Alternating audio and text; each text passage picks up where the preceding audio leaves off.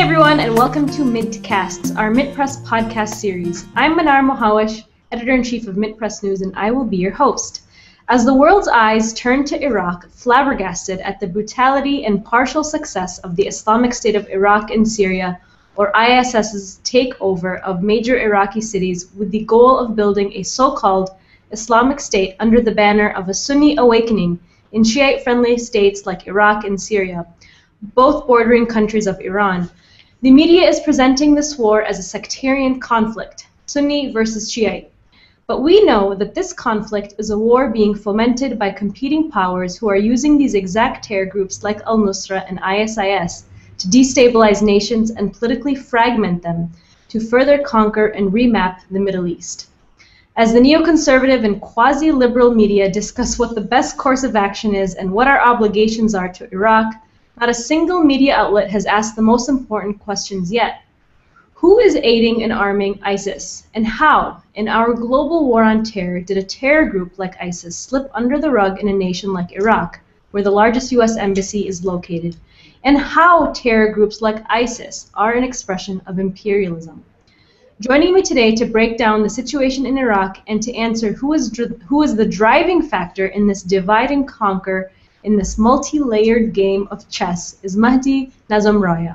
I hope I pronounced that correctly. Author of The Globalization of NATO and a forthcoming book, The War on Libya and the Recolonization of Africa. He is also a research associate at the Center for Research on Globalization, a contributor at the Strategic Cultural Foundation in Moscow, and a member of the Scientific Committee of Geopolitica in Italy. So Mahdi, in 2006, you authored a report titled Plans for Redrawing the Middle East, the Project for a New Middle East, and you put that in quotes, that detailed an Anglo-American and even Israeli military roadmap in the Middle East. And I quote you as saying, "This project, which has been in the planning stages for several years, consists in creating an arc of instability, chaos, and violence extending from Lebanon, Palestine, and Syria to Iraq, the Persian Gulf, Iran, and the borders of narrow, garrisoned Afghanistan." And as I said, you authored this in 2006, but it's particularly relevant now and could help us understand the terror that is quite literally tearing through the Middle East today. So, Mahdi, how are we getting the situation in Iraq all wrong? Well, first of all, I believe that we're deliberately being given a manufactured, prepackaged story or narrative that actually cloaks or camouflages the reality on the ground, and that is the sectarian fighting. I'm not saying that there isn't sectarianism in the Middle East. It has been growing and proliferating, but this is a direct result of U.S. foreign policy and an indirect result of U.S. foreign policy, as well as other players in that region, including the Arab dictatorships like the House of Saud, the House of al-Khalifa. All of them together have been promoting sectarianism in what is a Shiite Muslim, Sunni Muslim divide, and that's been deliberately, it's being nurtured. At the same time, we're being told that everything that's occurring in the Middle East is because Muslims hate one another, specifically Shiites and Sunnis, and that it's the Muslims' fault. This story basically is making it look like U.S. foreign policy or so-called Western foreign policy has nothing to do with the instability and the terror that is occurring there. In fact, it hides the real perpetrators. It hides the forces that are pushing for this, and it hides what is essentially a political. What's happening in the Middle East is on a grand scale. It is a political rivalry, and it's political tensions. It's hiding those politics. It's using religion or the name of religion or imagery of religion to basically cloak, camouflage what's going on. When Syria and Saudi Arabia are at odds with one another, well, the narrative is because the Syrian government is an Alawite government, and all the media always says the Alawites are Shiites. I don't think the Alawites are Shiites. From a categorical point of view, they're their own sect. I mean, a lot of Shiites don't recognize them as Shiites. But this is what is said, they're saying because the government is Alawite, and because it's Alawite, it's aligned to Hezbollah in Lebanon and the government of Iran in Tehran. And this actually hides the reality. Syria is a predominantly Sunni Muslim country, but it's allied to Iran and Hezbollah not because the president's Alawite, it's because they have shared political objectives. It's the same thing in Iraq. Nouri al-Maliki's government is called a Shiite government. It is not a Shiite government. If you look at all the cabinet ministers, if you look at the deputy prime ministers, if you look at Iraq's presidents and vice presidents, you're going to see that this is not a Shiite government.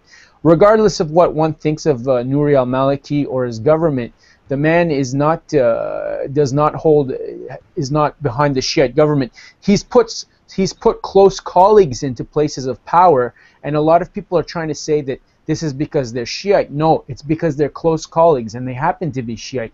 So would you call the government of the United States a Protestant government or a Catholic government when Kennedy was in charge, because he was the first Roman Catholic president of the United States? No one calls it a Catholic government, and no one calls it a Protestant government now because of Obama. But this type of labeling occurs in the Middle East, and it's used primarily to hide what U.S. foreign policy has been doing, and that's only the tip of the iceberg. People like Tony Blair, for example, and even the executive director of Human Rights Watch, they're saying that what's happening in Iraq is a result of the United States and its NATO allies and other allies not attacking Syria. So saying the crisis in Iraq has occurred because there's been no war in Syria, it boggles the mind, actually.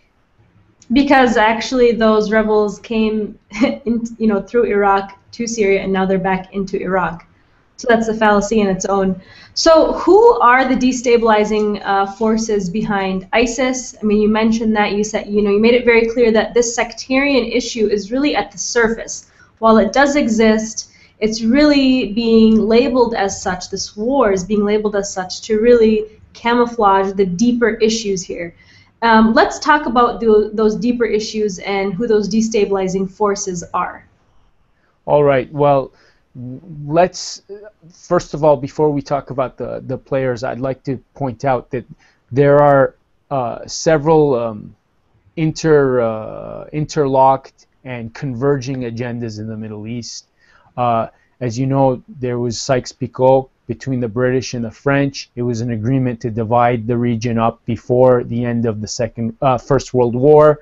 The Russian Empire was supposed to be part of this, even though they planned to betray the Russians in the future in Europe and divide up even the Tsarist Russia. And what happened is, we know about this agreement because there was a revolution in Russia.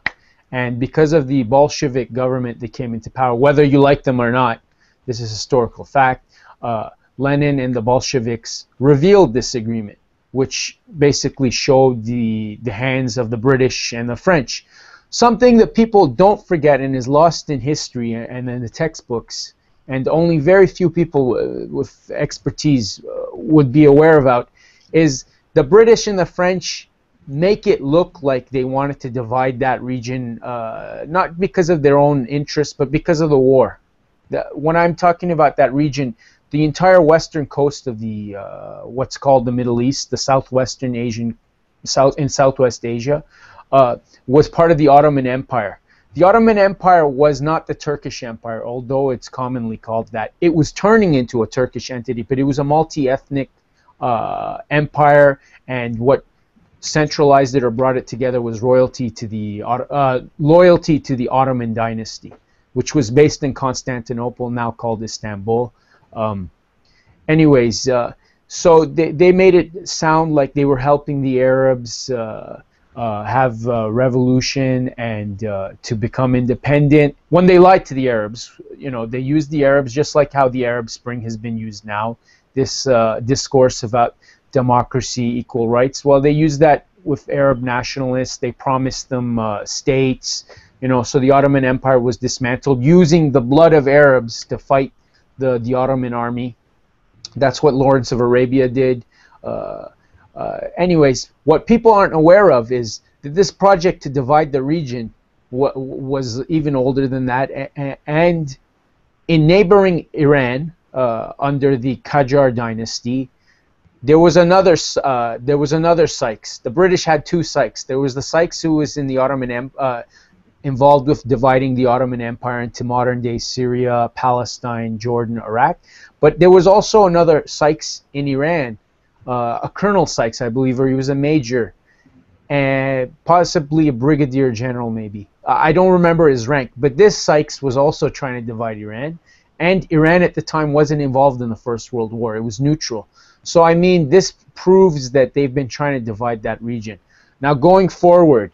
So let's talk about now. How does this all fit into what's happening right now? Well, right now Iraq is in the Iraq has been divided. I'm sorry to say, the Kurdistan regional government. It's ironic that John Kerry and the Obama administration are pressuring Nouri al-Maliki to step down, but they're not saying anything to the Kurdistan regional government in northern Iraq. This is the most corrupt government in Iraq. It's not the federal government. The federal government is also, there's corruption, it's weak, but the government in northern Iraq, the Kurdistan regional government, is absolutely corrupt. It's stealing, it's basically stealing oil from the center of the country, and it's independent. It has its own passport, it has its own security forces, the Peshmerga, which are taking advantage of the ISIL's attack on Iraq, or ISIS, as you said. I prefer to call it ISIL. They're taking advantage of that, and they've taken territory. They've taken Kirkuk. They claimed it as the historical capital of the Kurdistan, Iraqi Kurdistan, and the Kurdistan regional government, and they've taken advantage of it. These are the Kurds. Excuse me, just want to clarify. These are the Kurds. I don't want to say the Kurds. I want to say the Kurdistan regional government, because there's a lot of Kurds that oppose this corrupt government. The Barzani government run by President Barzani. A lot of them have protested against them. In fact, when the Arab Spring started, there was a huge protests in northern Iraq against the Kurdistan regional government and its corruption. You know, these people in charge of the Kurdistan regional government care nothing about the regular citizens of that country. They flirted with the Israelis. They flirted with the Turks at the expense of the integrity of Iraq. And they're a de facto independent country and government, because they issue their own passports. They have their own flags. They have their own parliament. They have their own president, their own prime minister with a Kurdistan regional government cabinet. And like I said, they have their own army. So, and they're even exporting oil illegally. The federal government of Iraq is in charge of the export and international trade. But you can see which countries are encouraging this. The United States is one of them. The Turks are another, and so does Saudi Arabia. In fact, the Turks made agreements with them independently. And what's happening in Iraq is not happening in a vacuum. It's connected to Syria. The Kurds have gone into Kirkuk, but now the oil that has been going to Syria from Iraq, from the pipelines, have been disrupted. There's been oil that's been going to Syria from Iraq, and that's very important. That oil goes to Banyas on the Syrian coast. You know, Syria has two facilities in the whole country that processes oil processing facilities. One is on the coast, the Mediterranean, Banyas, and the other one is in Homs. You know, and now they're cutting off oil from Iraq from going into there. The ISIL has gotten hold of military hardware, heavy hardware, and they're going to try to use this against Iraq. And I just talked about the sectarian narrative that's being used. Well, Syria has bombed ISIL, okay? The Syrian military has sent fighter jets, the Air Force, Syrian Air Force. This is in northern Iraq just yesterday. Yes, but what do the New York Times, the Washington Post, and the usual suspects all say? Syria attacks Sunnis. Syria didn't attack Sunnis, it attacked ISIL, okay? They're making it sound like, look, Syria is oppressing Sunnis, and they're continuing that narrative. Instead of, if the United States had bombed ISIL, they wouldn't have said this. U.S. bombed Sunnis. It would say the United States is helping the Iraqi government by bombing these terrorists. But when it comes to Syria, these double standards are at play. Since I'm saying this, I know I don't want to get off topic too much, but whenever they talk about Syria, they always have to say it's aligned to. I said this before, but I have to emphasize it again. They say Syria is aligned to Iran. because they're both Shiites. You know, this is ridiculous. And then you have the well, it's part of the discourse, but the counter point that's being brought up in the same discourse in these reports. It says Saudi Arabia and Egypt want Syria to realign with them because it should be back in the Sunni camp, because that's the natural orbit for it.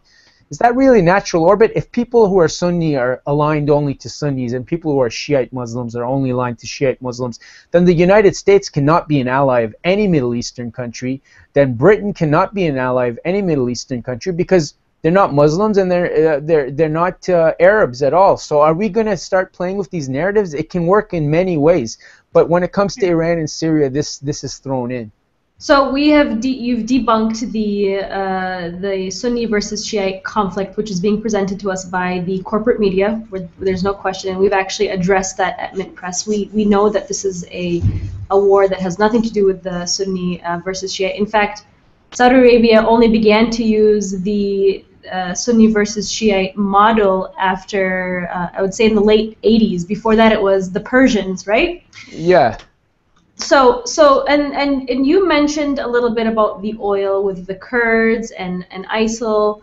How is this conflict at the end of the day about oil and gas?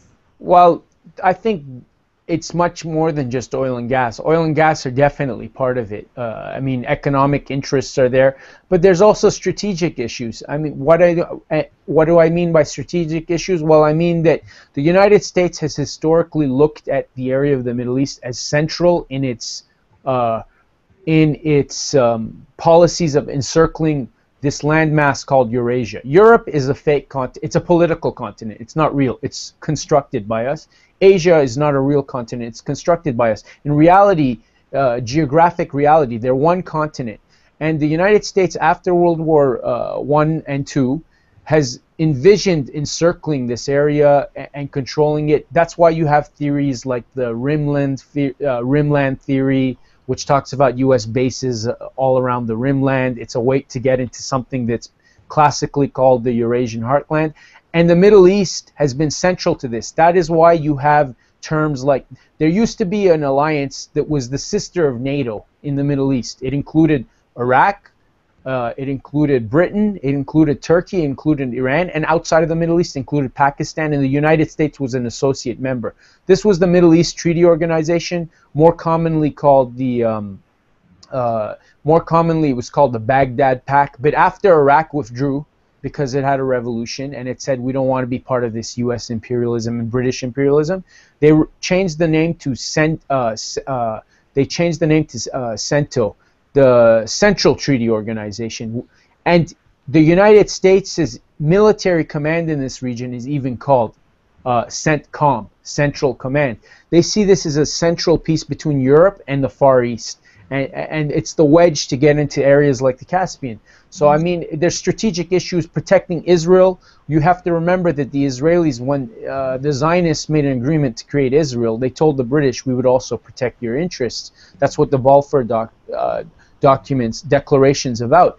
That's why Israel is near the Suez Canal, and the Suez Canal was seen as Britain's lifeline to India. So, breaking up this area into little statelets that are homogeneous and sectarian, basically makes everyone weak, makes everyone fight each other. It leads to bloodletting. While Israel is stronger, the United States can take advantage. And of course, the United States isn't happy with the federal government in Iraq because, one, it refused to be part of the siege against Syria. It had an independent foreign policy, more or less, towards the Syrian Arab Republic. Two, it's starting to buy weapons from other countries. That includes the Russian Federation. As you know, al-Maliki went to Moscow. He was even recently in Shanghai for that, for the meetings between the major leaders in Asia. And three, Iraq is very closely aligned to Iran. You can easily call Iraq an Iranian ally, even though the United States has a lot of influence in it. And the last point is, the Chinese are buying a lot of their oil from Iraq, and the United States wants to have a government firmly in place that can basically listen to its orders, and if it needs to cut oil to China one day or to pressure China through energy resources it can through Iraq. So it's using ISIL right now to put pressure on the government in Baghdad. We hear now, we saw Kerry ask al-Maliki to step down, essentially. There's many, you can read it in the press from Washington. They're saying that the government in Baghdad, the federal government, should step down, and that is what they want. They're using ISIL to pressure the government to step down. So there's pressure from below and there's pressure from above. So that's a multi-layered issue, and clearly to understand what's happening in the Middle East today in terms of geopolitics, you have to understand history, as you just said it. So who exactly is using ISIL as to their advantage? How did ISIL basically slip under the rug in our war on terror? Is there a war on terror? I mean, can you talk about that? Well, I think the war on terror is a mockery. I mean, it's first of all, I consider it a war with terror. The United States uses terror. It's a war using terror, and it's not the United States alone. I mean, it's allies, Saudi Arabia, one of the leading sponsors of terrorism in the world. One of its other allies was Pakistan, which a lot of terrorists were being trained in at one point. I mean, these are the countries the United States is allied, but it also, as you can see, it's bombing Pakistan with drones. It victimizes its own allies. So when I say Pakistan, it doesn't mean the Pakistani people or Pakistani society. It means the 1% of Pakistan that's running the country like their own fiefdoms. And ISIL, ironically, the Turks, even the French very recently were saying ISIL is being used by the Syrians and the Iranians, essentially. ISIL is of their making, but that is not correct at all. If we look at the history of ISIL, it starts in Iraq. It morphs out of the awakening movements who were being funded by the United States. They were co-opted. They're not the only ones. Al-Qaeda was never in that region of the world until after the illegal Anglo-American invasion and occupation in 2003 under George W. Bush Jr. and Tony Blair, both war criminals, I might add. And it's morphed out of that. And in Syria, it's been incubated and nurtured. But 2006 is a very important year. You know, you brought up my article about the new Middle East, and Condoleezza Rice, you know, called it the birth pangs of the new Middle East because they thought the region was going to be redrawn and Lebanon was going to lose to the Israelis. The Lebanese were going to lose the war.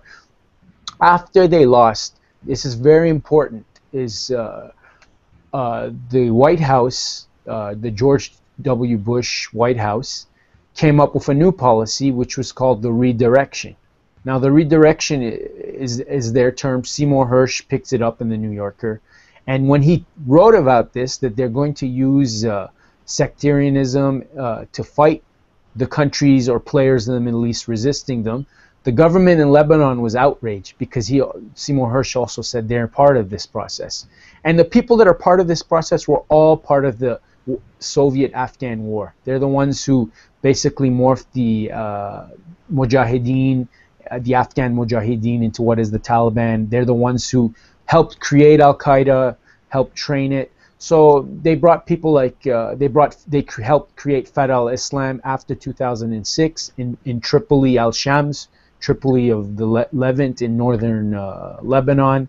And this is where ISIL's roots come from. It's from one side in Iraq, but also from the Levant, from Lebanon, where you can see they're recruiting these people. In fact, when the insurgency or the crisis in Syria started, some of these people in Lebanon escaped from prison, and a lot of them try to go to Syria.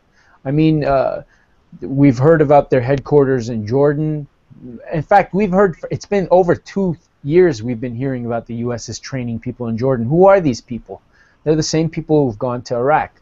I mean, the United States is not some. It doesn't have clean hands in this. It's helped create these guys. It's supported them in Syria, yet it's saying it's opposing them in Iraq. You know, it's even if the United States, let's for argument's sake, doesn't support them, well, its allies are supporting them, and the United States has done nothing to curb its allies. In fact, you know, Saudi Arabia is essentially the arm of the United States in one way or another. It could very easily get Saudi Arabia to stop many of its actions. The Turks have been supporting them. It's much harder to control the Turks, but the United States could have put pressure on them as well. I mean, they're dividing Iraq, and we should think of things like the Biden, not the Biden declaration, the Biden plan for Iraq, where the current Vice President of the United States, Joseph Biden, actually took this in the U.S. Congress, where he said Iraq should be divided into 3 sections. I mean, this plays along with things like the Yinon plan from the Israelis, the Clean Break document from 1996. It was made by people that are in the U.S. government who made this for Benjamin Netanyahu, and they even clearly say, before we attack Syria, Saddam Hussein must be removed, and Iraq should essentially be balkanized, and we should use central Iraq, and they mean the Sunnis by central Iraq, against Syria. And now we see the Peshmerga are moving, taking the areas of northern Iraq that U.S. policymakers essentially say should become part of an independent Kurdistan. We're seeing ISIL is talking about itself as a Sunni organization. I want to categorically say that many Muslims don't consider it a Muslim organization, let alone Sunnis considering it a Sunni organization. And at the same time, they're pushing for Shia militias to fight against them. You know, the Shiites and the Sunnis in Iraq worked together. They were a united resistance. Like when the U.S. Marines were on the gates of Fallujah, you know, it wasn't just Sunnis fighting them. A lot of Shiites from the south came to fight the U.S. Marines too. There was a united resistance in that country. And because of actions that have been taking place, the place has been divided up. And the United States and Britain are major players here. I hate to go on, but I have to point out that in Basra, British SAS soldiers were arrested, and this is well documented. Even the BBC, the independent mainstream media in the United Kingdom has actually documented this. They were arrested dressed like Arabs with explosives. Now, they don't tell you what they were trying to do, but they do tell you that they were arrested. I was just about to ask, what were they trying to do? Well, they were going to blow up a mosque or a marketplace and essentially try to make it look like Sunnis did it. And that's the same game they've been playing. They'll attack they'll attack Sunnis, and they'll make Shiites make it look like Shiites did it. For example, they attacked the holy mosques in Samarra. They were attacking them. Explosives near Karbala. They've been attacking these places and trying to blame the other party and to get them to fight one another. It's a very colonial, old model that they've been utilizing. And in fact, I'm not the biggest fan of Robert Fisk, but I think it's worth quoting paraphrasing one of his articles, where he has interviewed Iraqis who escaped to Syria. This is a long time ago now. It's almost a decade ago, who said that they were recruited to become police officers, but most their training involved driving, you know, some firing, but mostly driving. And they were given cell phones one day and told to go monitor someplace and to call on the cell phone when they were there. And one of these police officers or security forces that was recruited, and this is under U.S. occupation, their cell phone didn't have reception, so they went to another phone and they called. And as soon as they called the number, the car blew up. There was explosives in it. So this is the game they've been playing in Iraq, and getting Shiites to hate Sunnis and Sunnis to hate Shiites, and of course Christians as well. The Christians in Iraq are almost extinct. I'll get to that at some other point, but if you look at Baghdad, since 2003, since the illegal invasion and occupation, it was all mixed neighborhoods. It's because over the years under U.S. occupation, now there's Sunni enclaves, Shiite enclaves, and very small Christian enclaves, and that's a process that's been accelerating, and that has to do with the death squads in Iraq, who were under the control of the Interior Ministry that was directly under the control of the United States. And I know for a fact that they brought people who used to work in the South Lebanon Army, who used to kill Palestinians, you know, who worked with the Israelis into Iraq, and they also targeted the Palestinians there. So basically we have the United States, the British, the French, Israel, Saudi Arabia, Qatar, all of these countries working together to destabilize, and Turkey to destabilize the region. And you're saying that if we look at history, this is part of the old colonial tactic of divide and conquer. Yeah, and if we even look at these people's own words, you'll see that they've continuously talked about dividing Iraq into three. You just have to look at 2006, Ralph Peters. Before that, the Yinon Plan in Israel. Then there was Richard Pearl's in 1996. And can I point out, Richard Pearl was not the only U.S. official that was on that clean break that says we need to roll back Syria. Quote, roll back Syria. We need to divide Iraq. We need to use anti-Syrian Lebanese opposition forces. That means Said Hariri and the March 14th alliance in Lebanon. We need to use them against Syria. And then we need to use Turkey and Jordan. They were not only part of that, they also said we need to create AFRICOM. U.S. Africa Command was, Richard Pearl was one of the people who pushed for it, and the same think tank in Israel, which is called the Institute of Advanced Strategic and Political Studies, these are the guys who pushed for AFRICOM, as well as breaking up, basically rolling back Syria. Then if we start looking at, I believe 2009, 2008, you see the Atlantic publishes a map. Goldberg writes an article about new borders in the Middle East. They talk about dividing Syria, an Alawite enclave on the coast, the Mediterranean coast, a Druze area, a Sunni Balk, a Kurdistan. Talks about dividing Lebanon, and the Atlantic was spot on, because it also says Gaza should be independent from a separate enclave. It calls it Hamasistan because Hamas was running it, but it was spot on these cases. It says Sinai will be autonomous from Egypt, and that in reality has occurred since 2011. The Sinai Peninsula is autonomous. And it was spot on about Sudan being balkanized, divided into two. And the borders it has drawn for South Sudan are exact to the T of what South Sudan's borders are now. So it was spot on about this. And of course it included Somalia in the Horn of Africa, which Somalia is also divided. It's divided into three, more than three actually. There's southern Somalia, which is in chaos. There's Puntland in the north, and then there's Somaliland. So what do you call this? I mean, you're going on about these different countries that are kind of the same, that are playing out basically the same scenario as that we're seeing in Iraq and in Syria. Is there a term for all of this? Well, balkanization is the most academic term you can use for it, but they're fracturing countries, they're fragmenting them, atomizing them, just breaking them up into little countries, just like Yugoslavia. In Yugoslavia was the regional power in the Balkans. It was an independent country. It had a pretty good model.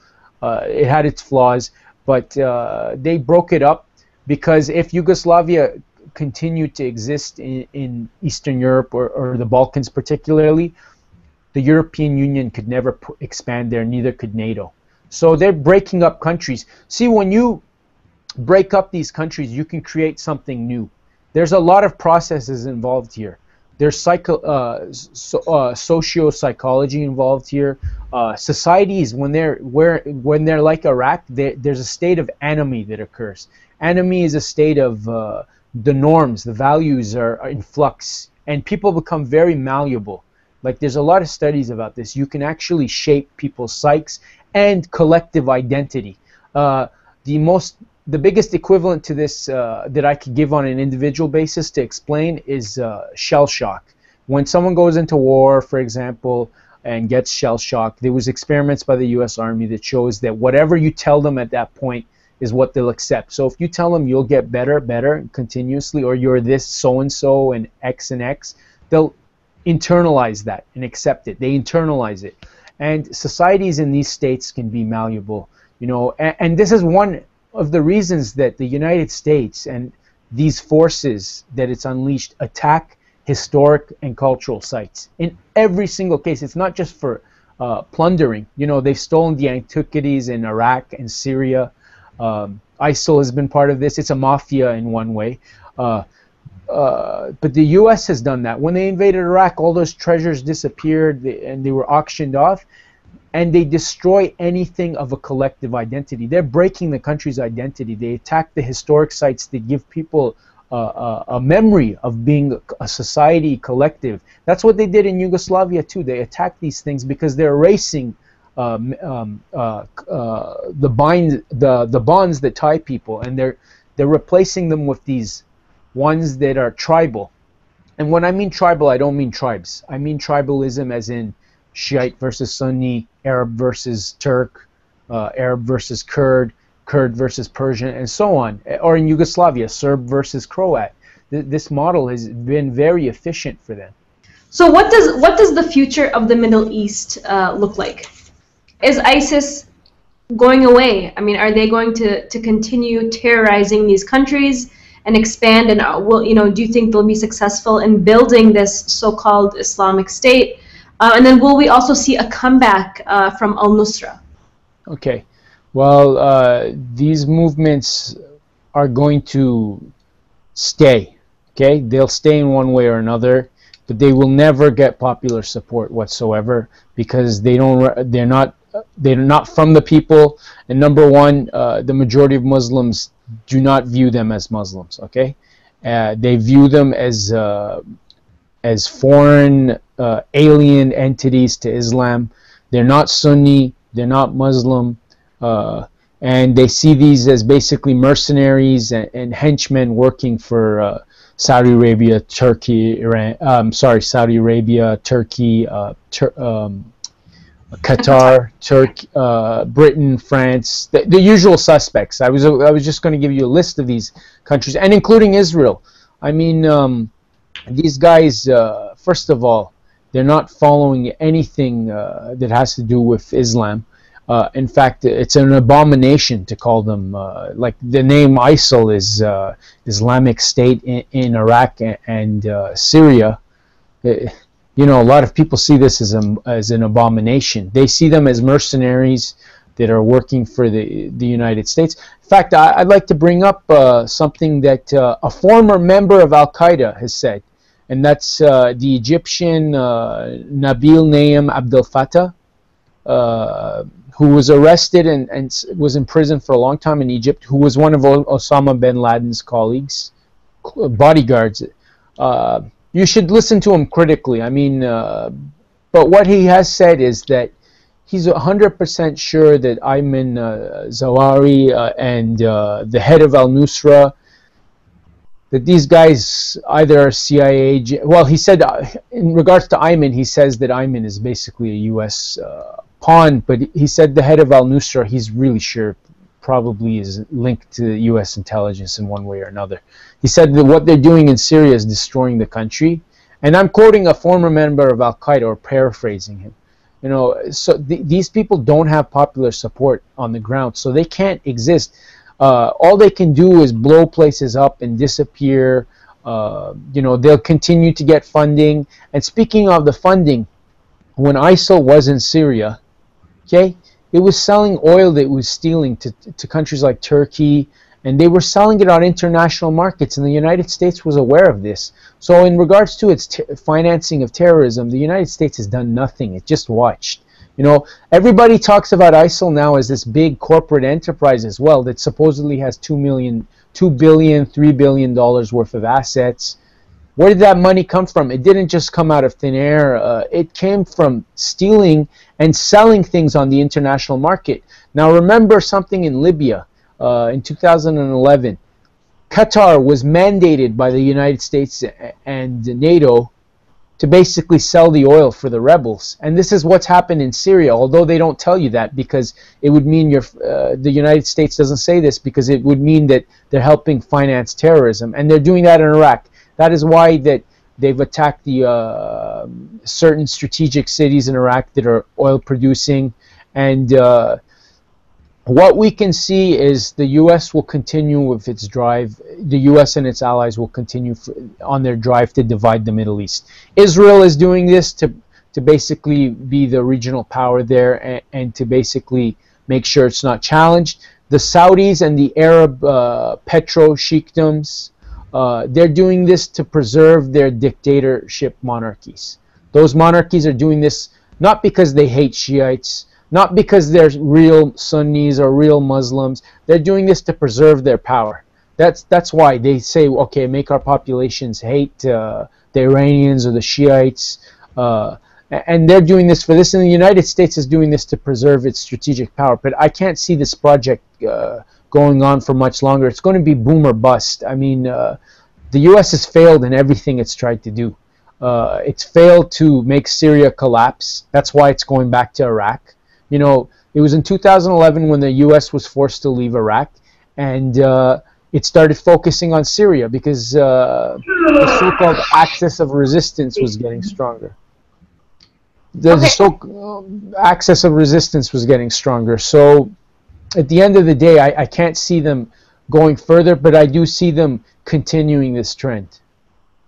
So you mentioned the balkanization of the, this tactic of breaking up these countries into smaller nations. Yes. Can you describe that a little bit more in terms of what would happen if these groups were successful? What would happen to countries like Iraq? You mentioned three nations. Yes. 3 smaller nations. Can you describe that across the Middle East? And Okay. When we're done, we can obviously post pictures of this as well. Okay. Well, first of all, they want homogeneous states, or as close as they can to getting something homogeneous. They're against heterogeneous states. And let me point something out. Homogeneous states are basically the model of Zionism. The Zionists in Israel, the people who say they're supporters of Zionism, want an all-Jewish state, okay? There's diversity in that, but they're trying to get rid of anyone who doesn't fit into that mold. They want an all-Jewish state, and not just the Zionists, but the U.S. is part of this, the British, the French. They want to create these basically what are close to, or amount to homogeneous states. And when you have these homogeneous states, you have to support tribalism. And it's not the tribalism of tribes, once again. You know, the tribalism I'm talking about is identity animosity. It's basically my identity is the best, the rest are the worst. It's ethnocentrism and racism of the worst kind.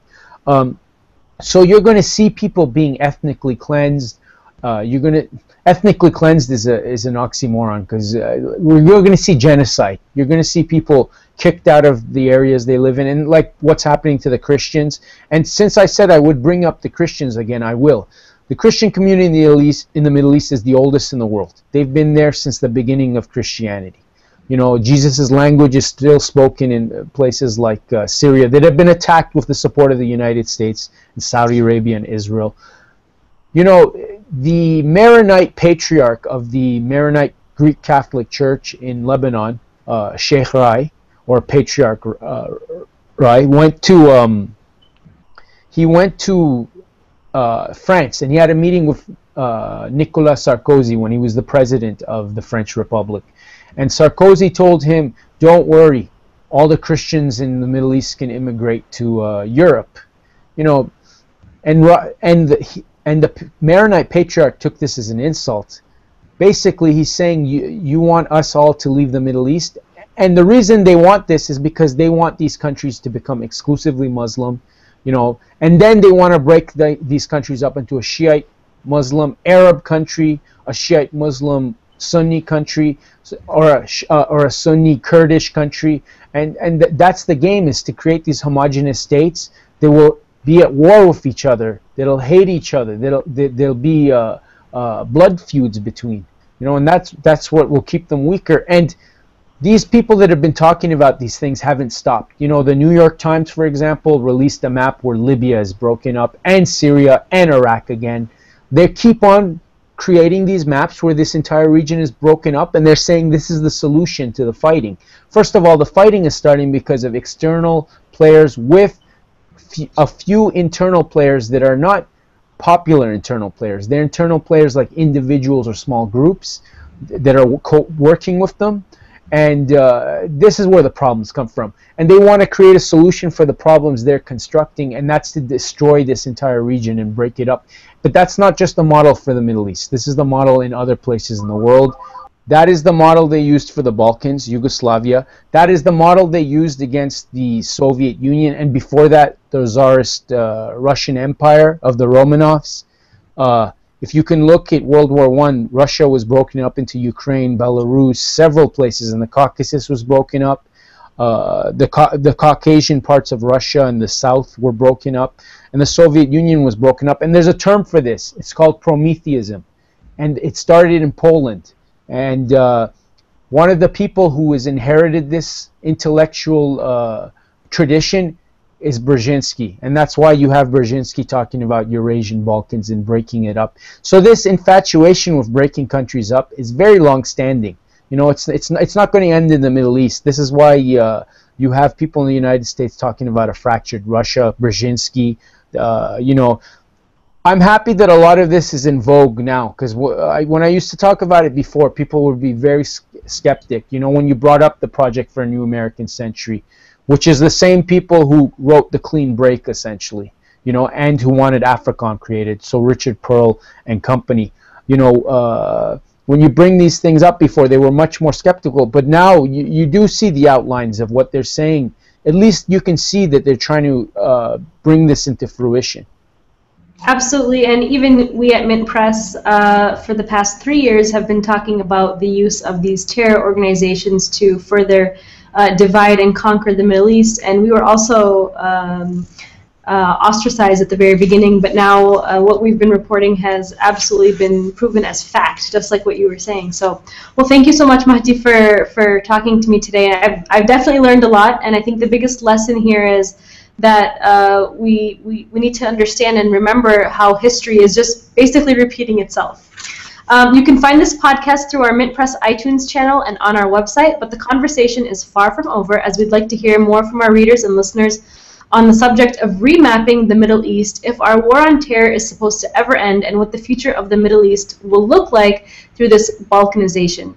Tweet at us using hashtag MintCasts and tell us what you think. You can also post on our Facebook page in our comment section to our pin post featuring this podcast. Thank you so much for listening.